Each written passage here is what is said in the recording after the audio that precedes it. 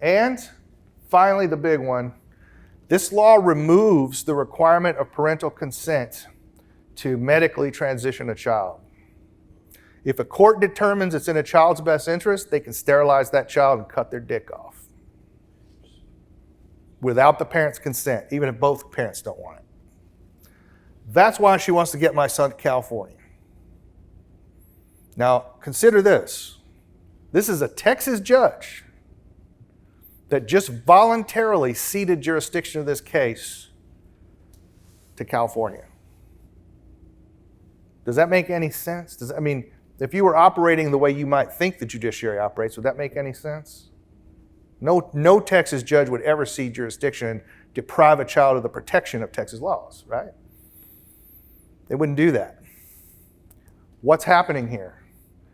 There is a large movement among the judiciary at the federal and state level to cooperate to transition children.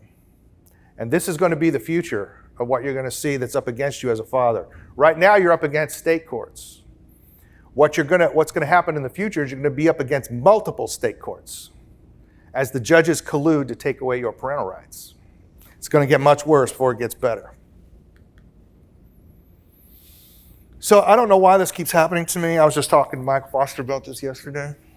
Like the transgender thing, I turned out to be like the tip of the spear on that one. I'm the first one to have to fight it. You know, I had to lawyer up, money up, you know, had to go to jail for it a couple times, you know. I got to fight this thing.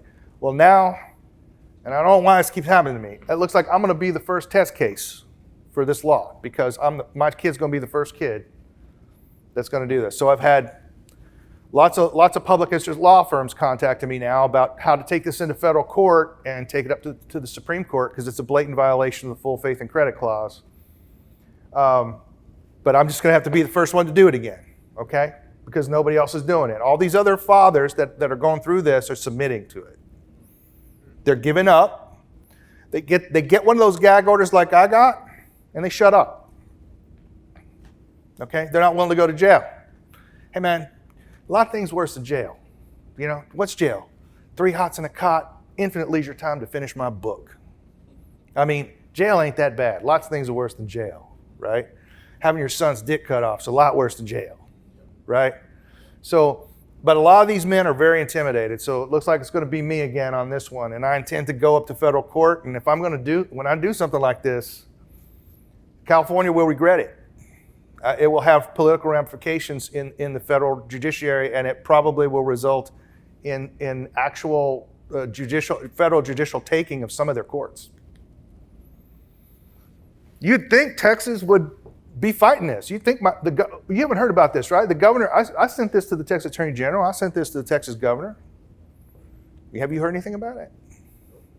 Not a word. That's because Texas wants me the hell out of there. All right, this ain't the state of the Alamo anymore, right? Texas wants me gone because, you know, I cost the governor of Texas 100,000, 200,000 votes. You know, going up against Beto now, he's very nervous, right? And I'm telling people what he did. Nothing. He did nothing for my son. He has the power to direct the agencies. He did nothing for my son. They want me gone. And if this case gets transferred to California, they have a powerful rhetorical weapon now. They can say, you know what? It's not my problem. It's a California case. Why are we talking about that in a Texas election? And that's the game they're going to play. They're already starting to play it. I got news for you. I predicted this, and they ain't going to be able to do that. This is a principle that I've learned from my dad. I think my dad learned it from reading Machiavelli.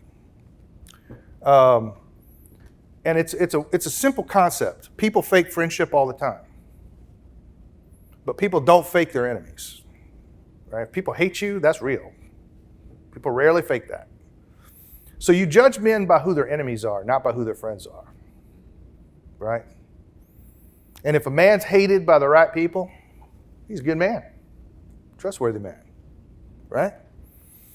So this is a basic principle that I believe our sons have not been taught. Our sons, I think, have been taught to be systematically naive in their dealings with other people. And so I'm going to apply this principle to myself and to how I approach things with my sons.